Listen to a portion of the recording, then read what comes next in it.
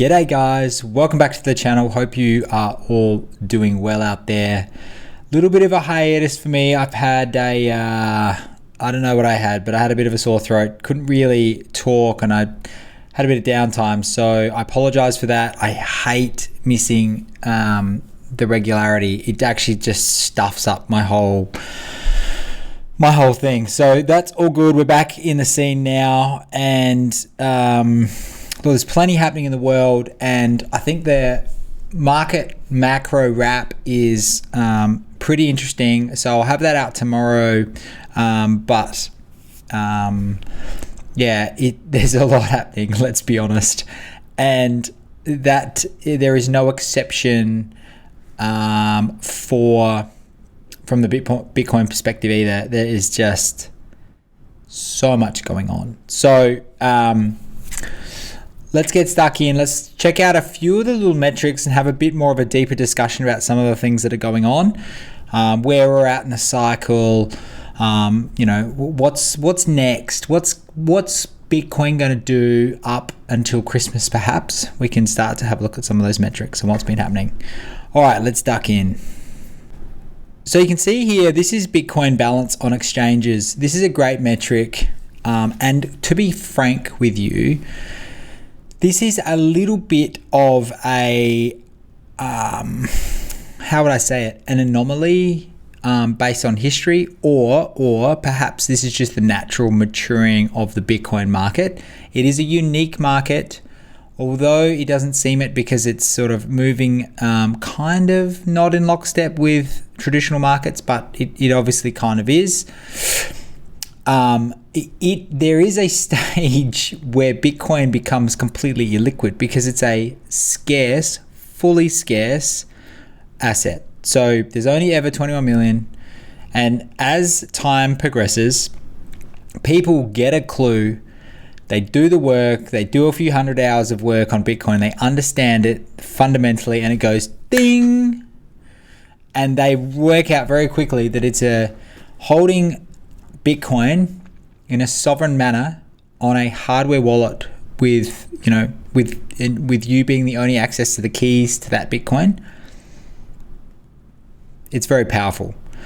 So you can see here on the yellow, or the orange, I should say, you can see on the orange here, exchange balance is just going down, and it's going down. It's been progressively going down, basically since the COVID drop. And I think that truly was the turning point for Bitcoin. Although it may not feel like it or reflect it in the price at the minute, Bitcoin's coming off exchanges is literally what you want to see. And how I would say this is, it sort of feels like an accumulation zone for people. Miners are accumulating. There's a lot of mining going on, a lot of hash, not a lot of new miners. But people are starting to get it.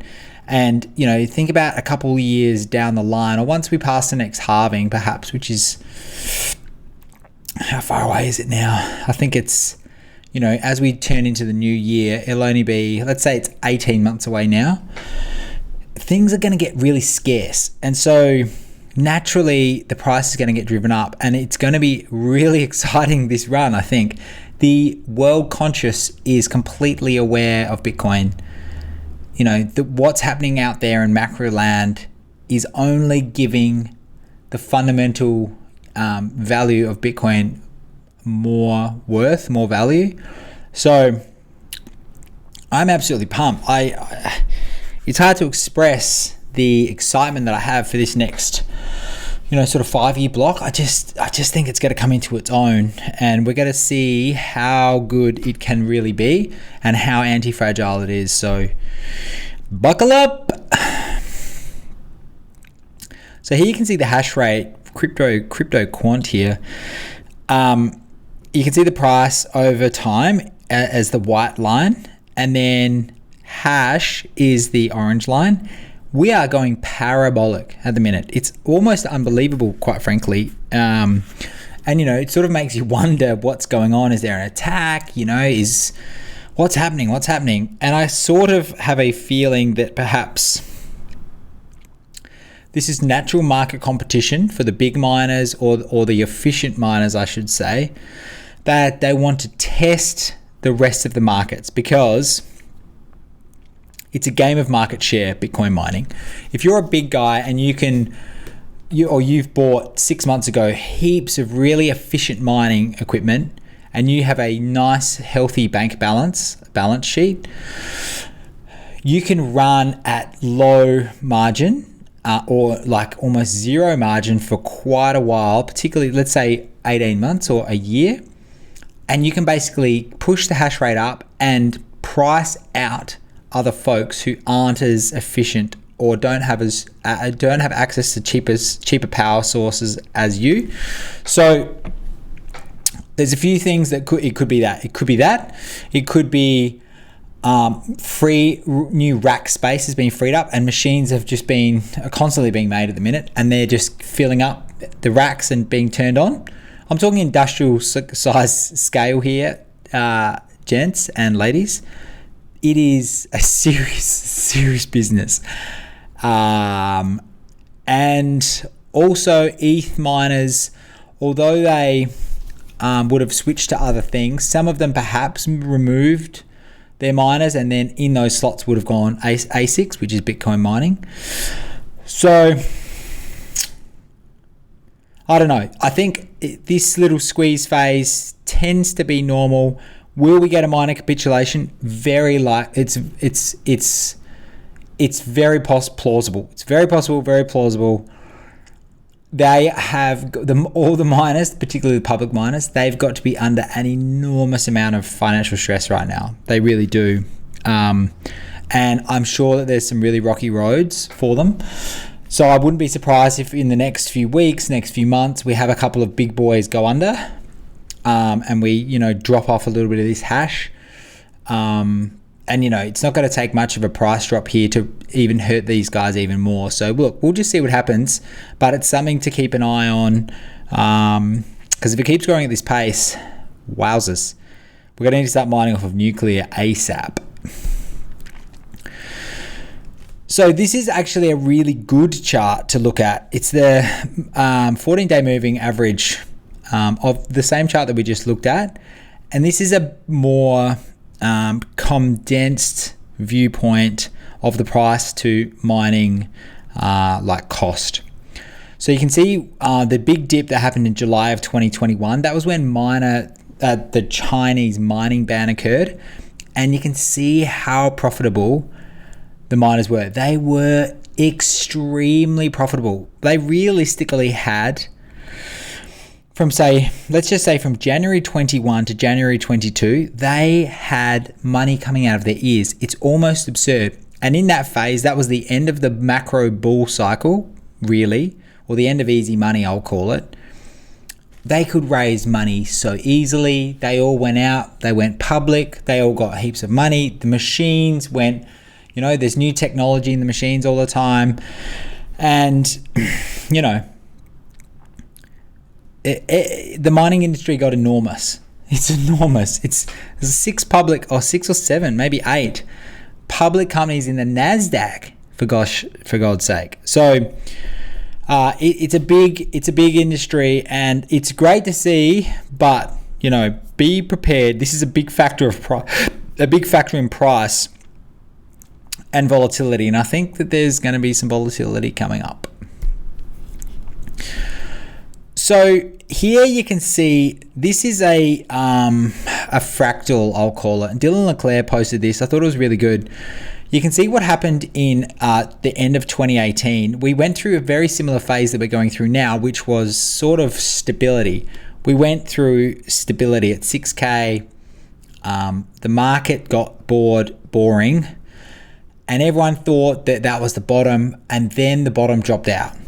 And so you can see the hash there, which is it's like a hash ribbon basically, which is the green and blue lines there, indicated by a comparison in day moving cycles, moving averages. When it got way above the price again. So the cost to mine got above the price again, and then we had a crash because miners had to capitulate. They had to sell their treasury reserve of Bitcoin to keep operating. Some went under Old machines weren't profitable. So all the old generations now are just not profitable.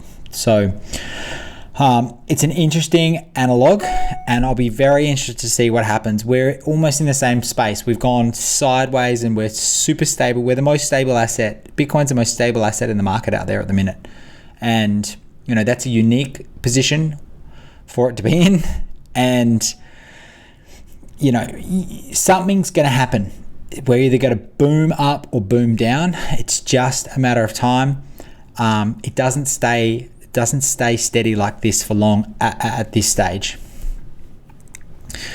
So with all these new mining machines, the difficulty keeps going up, and it's just harder and harder and harder and harder to mine coins. And you can see here, this is basically you can see the ratcheting system. It's very clever. This was the most ingenious element of the Bitcoin design by far, is the difficulty adjustment. This keeps the whole thing together, quite frankly, and it keeps all the incentives in all of the right places. And I'll talk about a couple of the incentives in a second, but look at these upward marches of difficulty. It is a sight to behold. Wow. So Charles Edwards here from Caprioli, he does this hash ribbon. You've seen this before. I have shared this before. And basically, this is the electrical cost inputted in to the pricing scenario. In a nutshell, that's the best way to describe it. And you can see here, we've just gone up, and cost of production is nearly getting up there now with... or this lower bound, I should say, is nearly getting up there with the price itself. Now, if you look at the comparative there in the end of 2018 or the start of 2019, you can see that there's a little bit of a similarity here where the price dips below the top part of the ribbon, the hash ribbon. And this is the stage where there's the most stress on the miners. It is just very stressful. So this is another great chart. When you put the electrical price in, the cost to produce Bitcoin, it's all very full on. So yeah, mining, you need to have it dialed in if you're going to go big with becoming a miner. Wow. So this is the history. So this is an every 2-week adjustment, which I assume if you don't know what this means, you need to go and do some reading.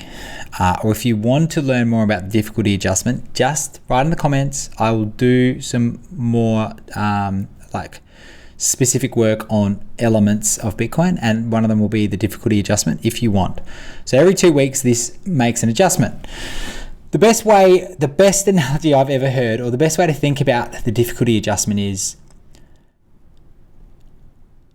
that regardless of the price, the same number of Bitcoins can be mined only ever per day of that specific point in time.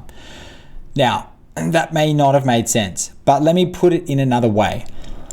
Let's say gold went to $100,000 an ounce, right? Think of the inwards money spent and capital expense from all the mining companies around the world, from all new businesses, from all land holdings. Everyone would start mining Bitcoin, and thus there would be a greater inflation rate of gold. So gold would go up in its supply. It just would naturally happen because the human wants to get as much of something if it's valuable as possible. But that can't happen with Bitcoin. You could have every big business in the world. You could have a miner in every single home heating every home in the world. You would have a single miner heating every home in the world, right? Put that into your head. And it doesn't matter. It doesn't matter. There's no way to produce more Bitcoin. So you either have to have the best and latest machinery to get an edge, or you have to have the most miners to get an edge. There's no other way. There's no other way. You can't just keep digging up the ground and pulling out more bits of gold. There is none. It is set in stone, and that And that is why it is a powerful, powerful asset to hold. Very clever. He was a very clever boy. Whew. So very good indication here. If you want to do a little bit of research on the miners and the history of the miners, you can see here basically at the top is some of the older generation stuff, and then right at the bottom is the latest gen gear. And basically that the Antminer S19 XP at the bottom is by far the most profitable. And so let's say there's just been finished manufacturing, I don't know, 25,000, 100,000 of these machines, and they've been put in racks and they've been turned on.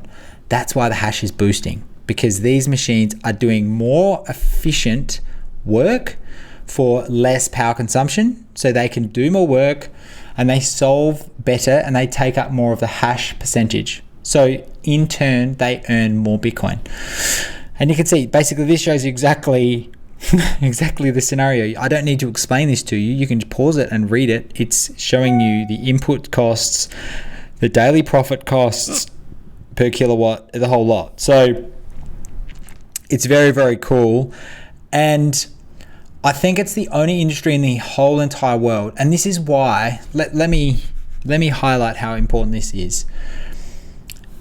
Bitcoin mining alone incentivizes people to not only find cheap and easy sources of energy, which is renewables effectively, and it forces individuals to innovate with technology to create efficiencies in energy stuff.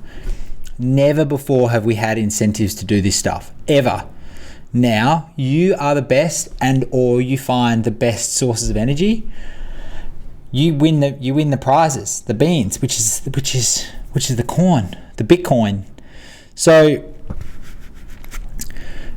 it's going to revolutionize the energy sector. That is a given now. I think most people are starting to come around to the fact that it is going to incentivize the change in how we interact with energy, and it's going to create all of the efficiencies and all of the new tech that the world needs to deal with its energy stuff. I'm not going to go into any more detail than that because we could rabbit on for a long time, but you get the idea. It is an incentive game. Everything is incentives. I go on about this a lot. All of the actions that people take, all of the actions that businesses take, all of the actions that governments take, everything is about incentives.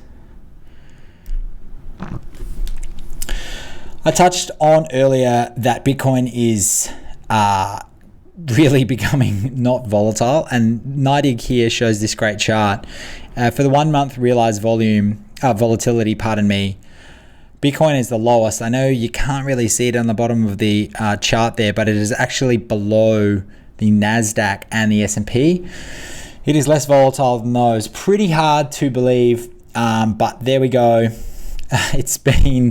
It was a great month, it is a great month. So look, let's just see what happens. It's exciting times, no doubt about that. So as I said earlier, there's a lot of big players, or there's just a lot of Bitcoin moving away from exchanges. So there was 40,500 just moving away from exchanges on the 18th of October. So these days are getting bigger and bigger and bigger and bigger. People are really getting into this thing. 8.48% of BTC supply is available. It's the lowest since 2018. So, it's great to see. I love this because I reckon we're going to get like a world FOMO this time around, or a government, or like a country FOMO, something. It's going to be huge. We need big buyers, and the rush to get these bad boys. You need to get a single Bitcoin, or you need to try to get a few sats, whatever. Just get as many as you can without going over the top.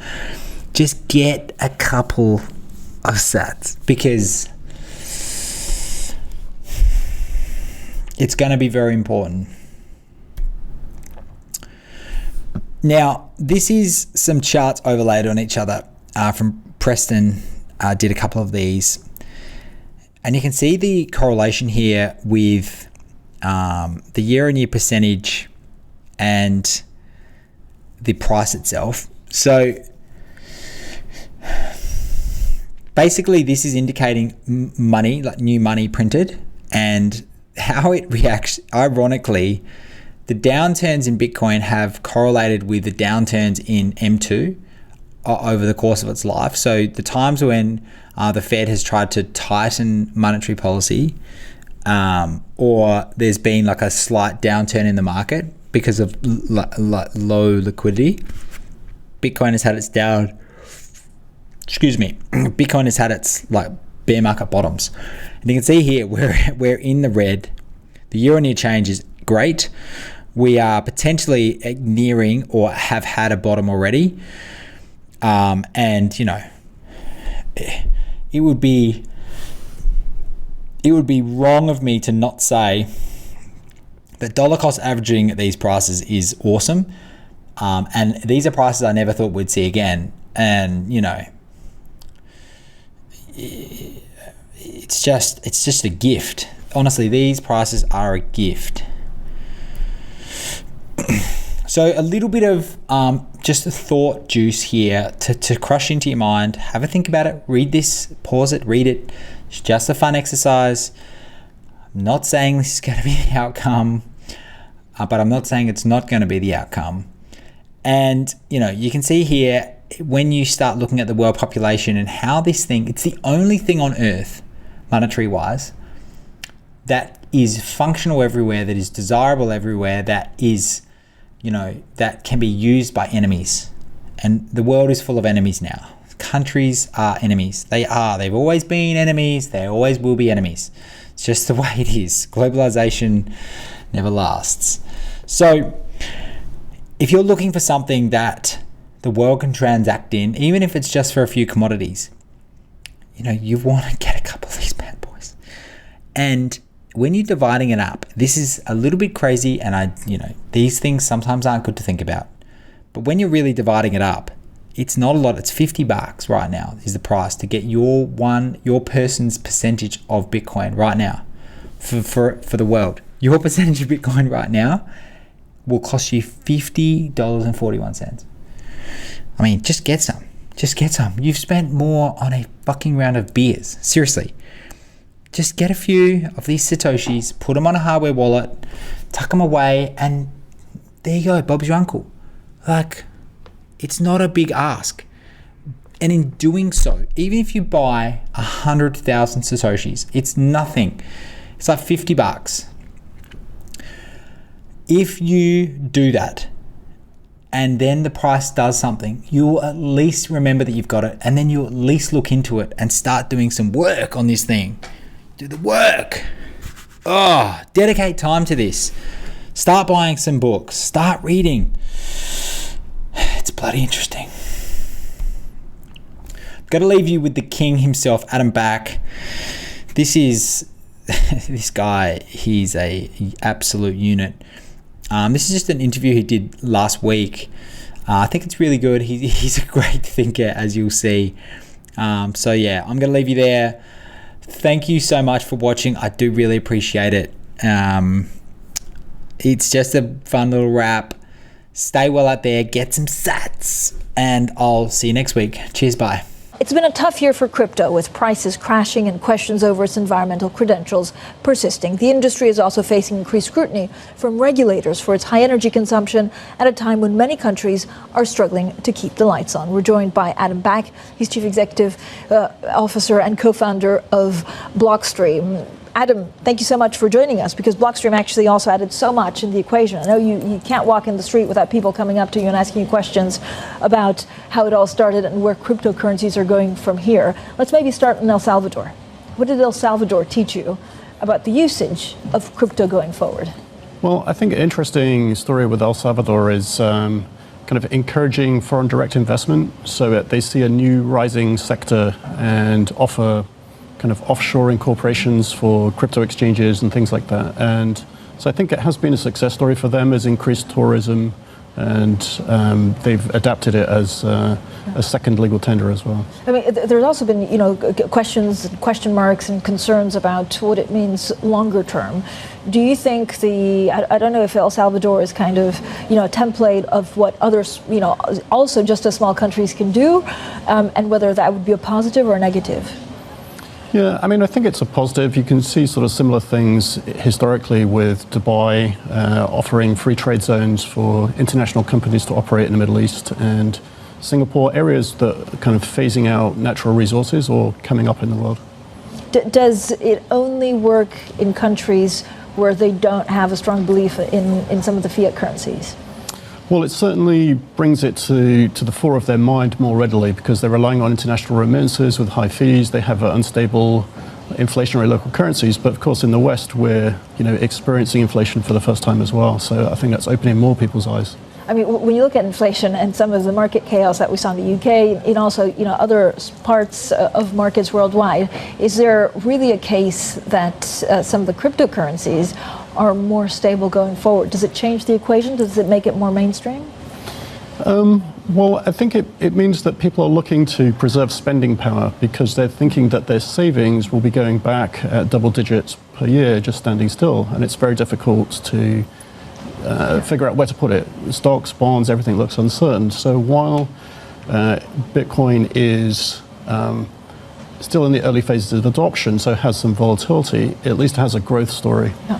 And I know one of the things that you're talking about is Lightning and Liquid, which is basically something that is meant to make Bitcoin payments faster and cheaper. How far along are we in that infrastructure? Yeah, Lightning, which is for sort of retail and micropayments, is really undergoing very rapid adoption, sort of double-digit percentage growth month on month, and a lot of development activity. And that drives the kind of use cases you see in El Salvador, kind of more payment-focused. But do you think that will accelerate significantly if you're looking at cheaper payments, at faster payments? Then, does it start rivaling some of the big credit cards out there? Yeah, I mean, I think the payments use case is more seen in emerging markets, and in the West, you more see Bitcoin as a savings technology or inflation hedge. You're here for a digital assets conference. What's the mood like?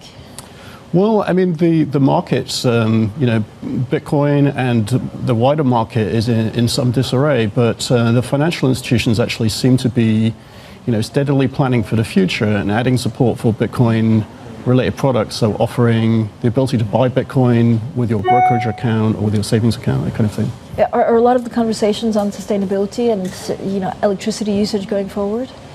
I think there's some misunderstandings about that. For example, the power that's generated is usually built to peak capacity, so typically at least 50% of power is unused. And we do some mining in Canada, in Montreal, and that province has all hydropower, about 50% unused, and actually, it's difficult to buy power because it's a government corporation, but there's enough unused power in that province to power the entire Bitcoin network.